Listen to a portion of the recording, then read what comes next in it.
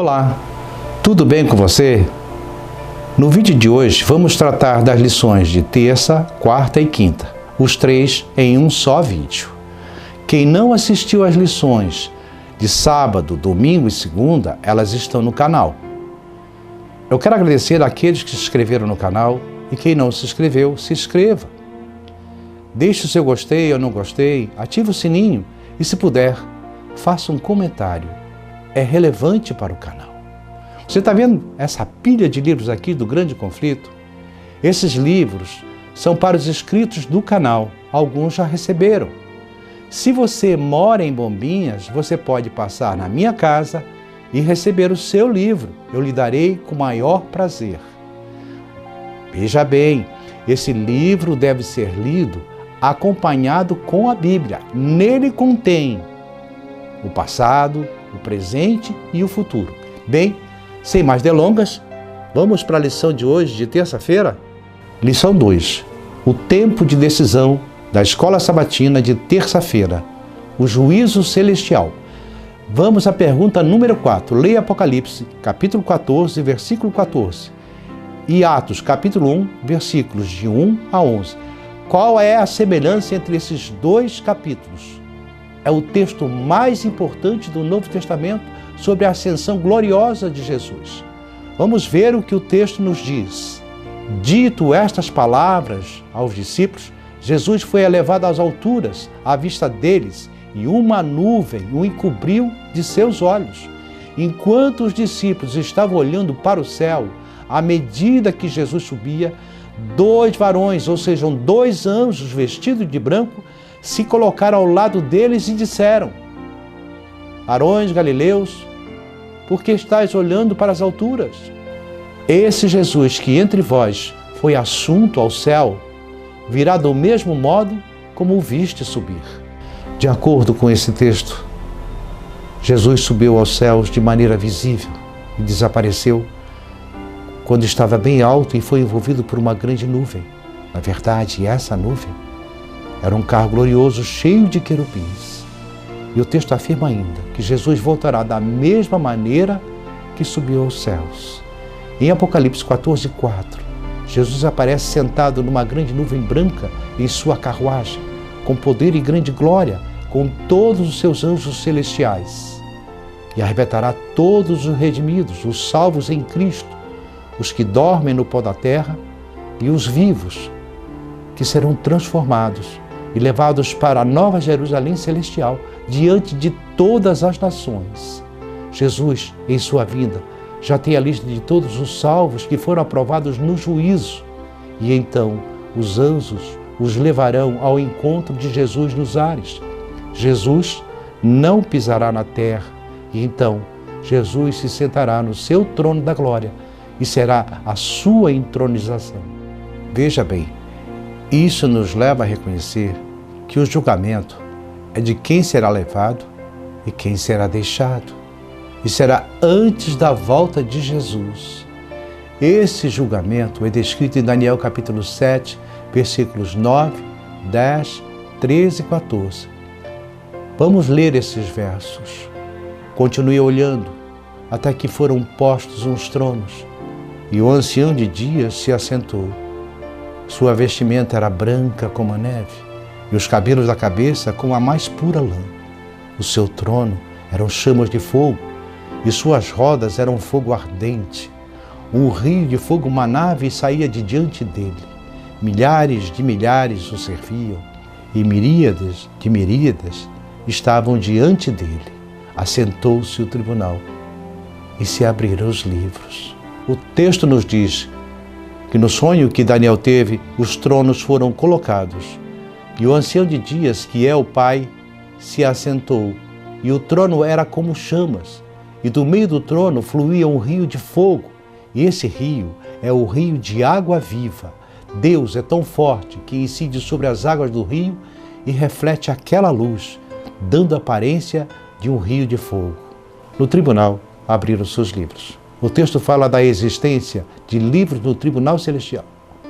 Um desses livros é o livro da vida. Nele são anotados os nomes de todos aqueles que se tornaram servos de Deus. O outro livro é o memorial, onde Deus conserva a memória das boas ações praticadas por seu povo. E ainda existem muitos outros livros, o de registro e números, em que são anotados todos os nossos pensamentos, palavras e ações.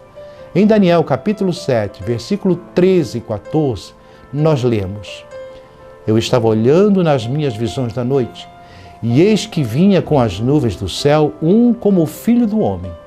Dirigiu-se ao ancião de dias, e fizeram chegar até a ele. Foi-lhe dado o domínio, a glória e o reino, para que os povos, nações e homens de todas as línguas o servissem. O seu domínio é o domínio eterno, que não passará, e o seu reino jamais será destruído. A compreensão desses versos é muito importante. Em primeiro lugar, precisamos entender que o verso 13 não está falando da volta de Jesus nas nuvens. Tem pessoas que confundem esses versos com a volta de Jesus. O texto diz que Jesus se desloca até o ancião de dias para receber o domínio, a glória, o reino. Primeiro Deus, o Pai, precisa entregar o reino a Jesus. Só depois disso, ele estabelece para o seu reino e sua natureza divina. Jesus já é o Senhor de tudo. Adão, o pai de toda a raça humana, recebeu inicialmente a administração da terra. Acontece que, ao pecar, Adão se colocou sob a tutela de Satanás. Foi aí que Satanás usurpou o governo deste mundo das mãos de Adão. Ele mesmo declarou a Jesus no deserto da tentação que tudo pertencia a ele e que podia dá-lo a quem ele quisesse. Vamos agora para a pergunta número 5, que diz o seguinte. Leia Daniel capítulo 7, versos 9, 10, 13 e 14. Por que Daniel chamou Jesus de Filho do Homem em um contexto tão sério quanto o juízo? Tendo em vista o que já estudamos, porque deve ser reconfortante saber que o Filho do Homem tem um papel tão central a desempenhar. Ao usar esta expressão, Daniel nos diz que a pessoa que ele tinha visto não era um ser diferente, sobrenatural, mas era alguém que tinha um formato humano. E é um ser humano quem tomará as decisões centrais nesse juízo. Alguém que passou neste mundo, assim como eu e você. Então, você pode escrever assim: Daniel chamou Jesus de Filho do Homem, porque o ser que ele viu tinha um formato humano. Então, era um ser humano.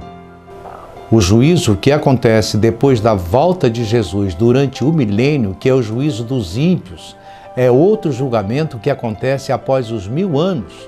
Tem como objetivo demonstrar perante os redimidos a justiça das decisões divinas. Aqueles, porém, que não viverem em harmonia com a luz recebida foram negligentes, não permitindo que o Espírito Santo operasse uma santificação plena em suas vidas, serão eliminados do livro de registro. Seu nome será apagado do livro da vida. As suas boas obras serão apagadas do grande livro memorial. Então, o juízo que traz a salvação é o juízo investigativo. É reconfortante ter Jesus exercendo um papel tão central no juízo, porque ele viveu como homem da mesma forma que nós. Ele foi tentado de todas as formas, por todas as coisas, mas não teve pecado.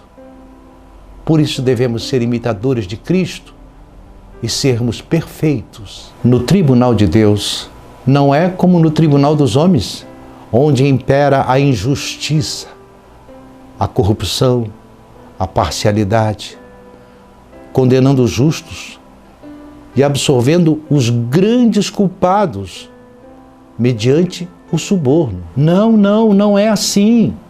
No tribunal divino, toda a nossa vida está anotada. Pensamentos, palavras, ações serão julgados no tribunal de Deus. Aqueles que não se arrependeram de seus pecados serão condenados. Os prazeres do mundo são abundantes, mas nós devemos nos conter, lutar contra o nosso maior inimigo, que é o nosso próprio eu, e alimentar o espírito, andar na contramão do mundo, ser diferente, um povo que pratica a justiça e o amor ao próximo, a obediência aos mandamentos de Deus por amor a Cristo, e então seremos aprovados no juízo investigativo e passaremos a vida eterna. Isso nos leva à lição de quarta e quinta-feira, a coroa do vencedor. Vamos para a pergunta número 6, leia Apocalipse capítulo 14, versículo 15 e Marcos capítulo 4, versículo 26 a 29. Que semelhança você vê entre os textos? Do que falam essas mensagens? Em Apocalipse capítulo 14, versículo 15, vemos que outro anjo saiu do santuário e gritando em grande voz para aquele que se acha sentado sobre a nuvem, dizendo: toma a tua foice e ceifa, pois chegou a hora de ceifar, visto que a seara da terra já amadureceu. Aqui, vejam bem, a decisão vem do santuário.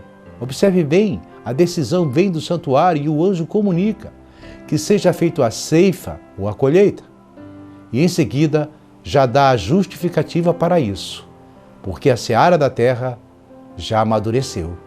Por sua vez, em Marcos capítulo 4, versículos 25 a 29, é apresentada uma explicação da parábola do semeador.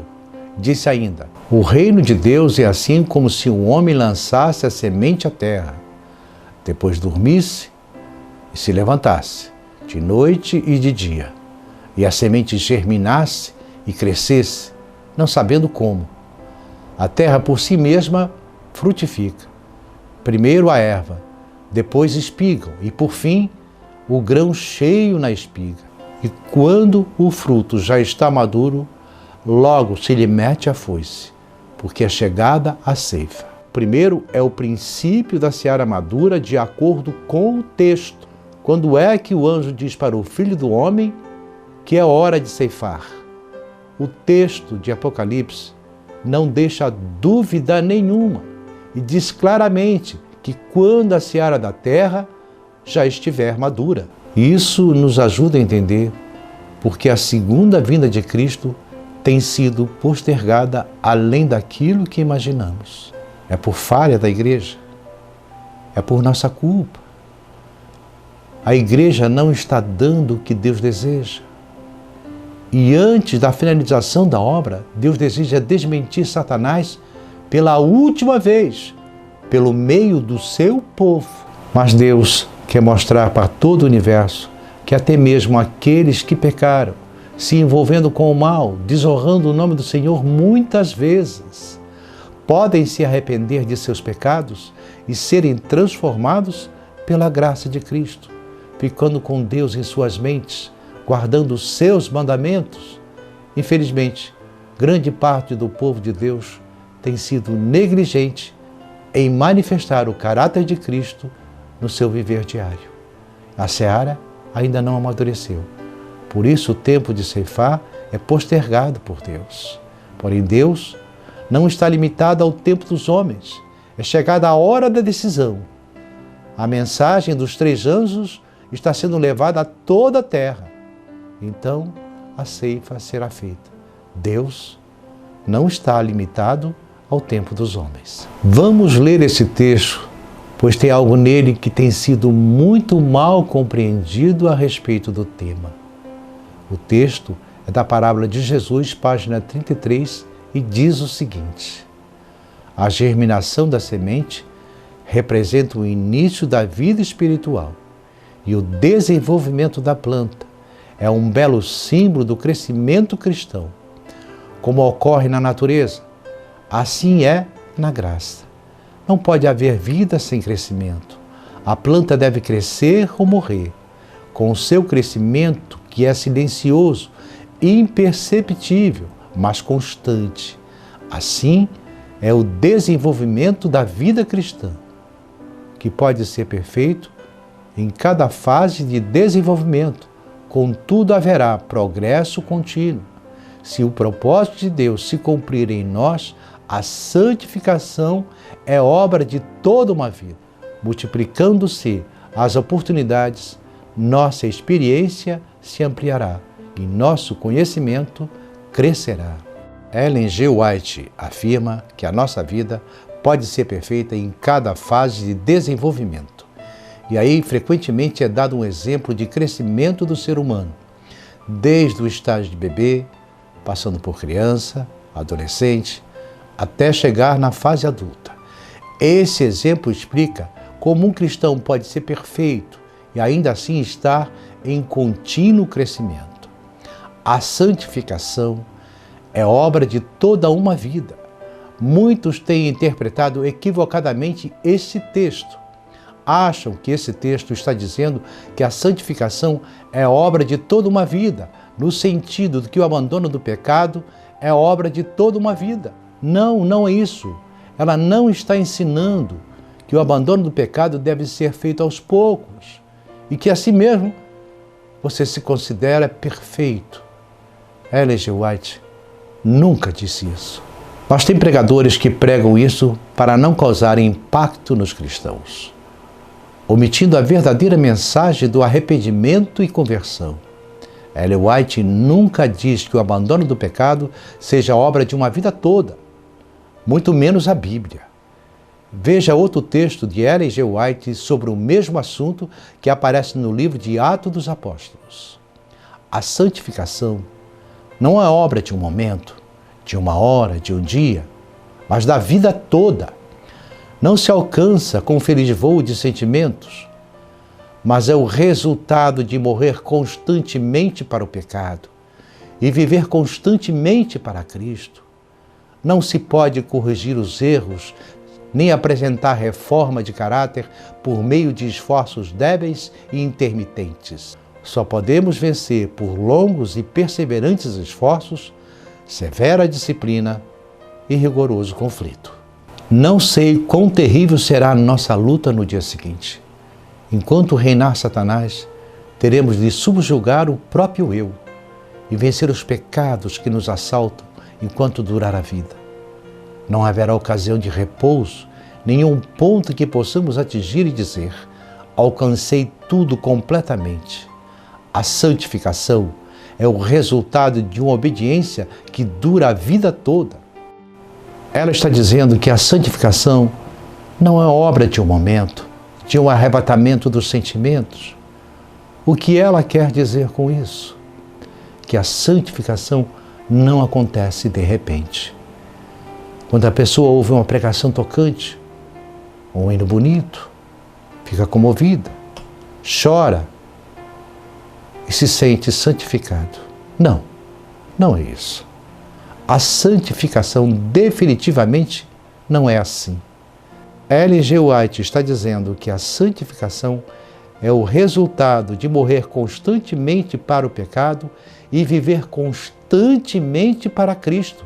Em terceiro lugar, eu quero chamar a atenção para o que ela diz no final do parágrafo. Ela diz que a santificação é o resultado de uma obediência que dura a vida toda. Repita para si mesmo. A santificação é o resultado de uma obediência que dura a vida toda.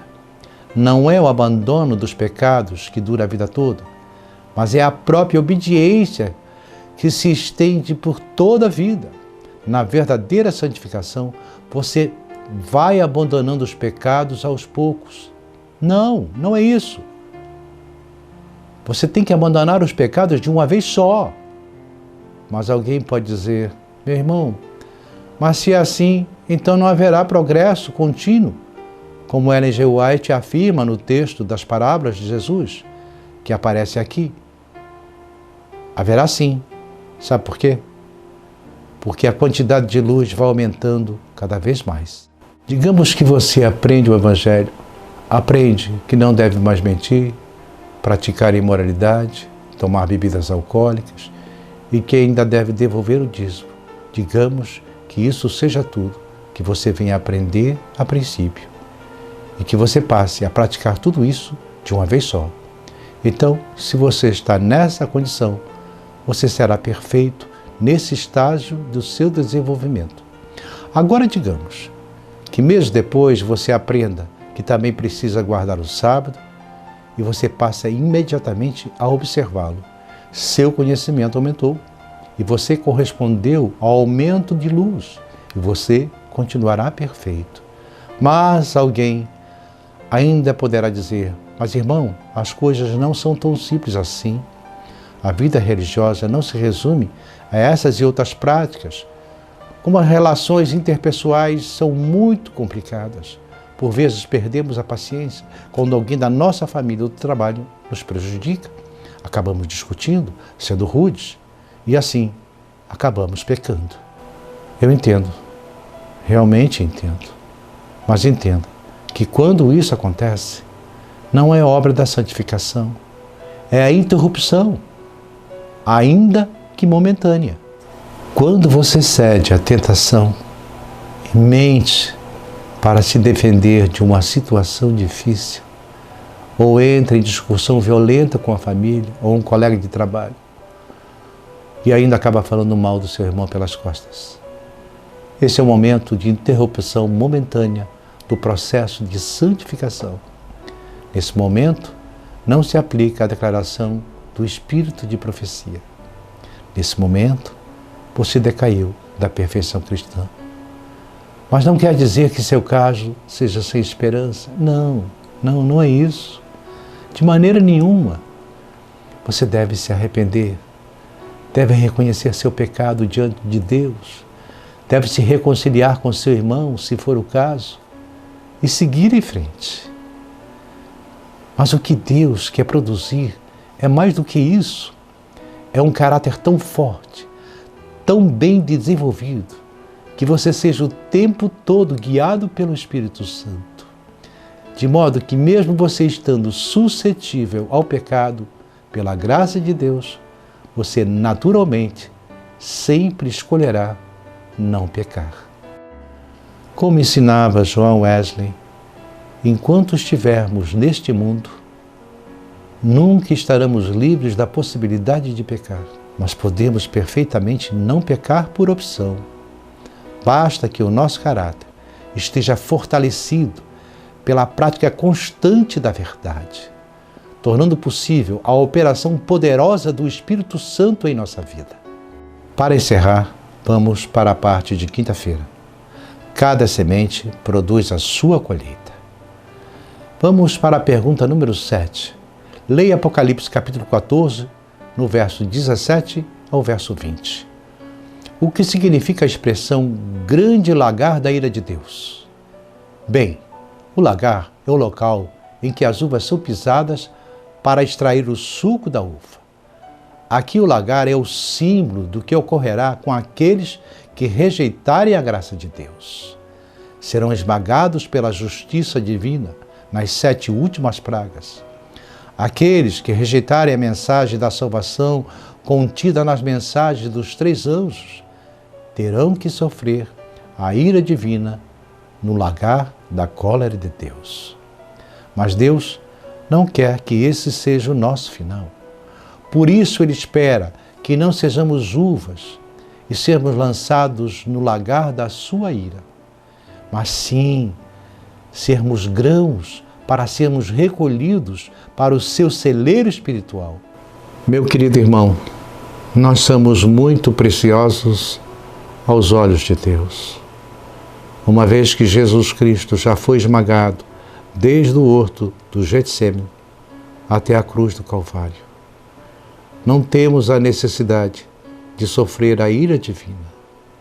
Jesus já experimentou isso por nós. Jesus foi tratado como nós merecíamos ser tratados.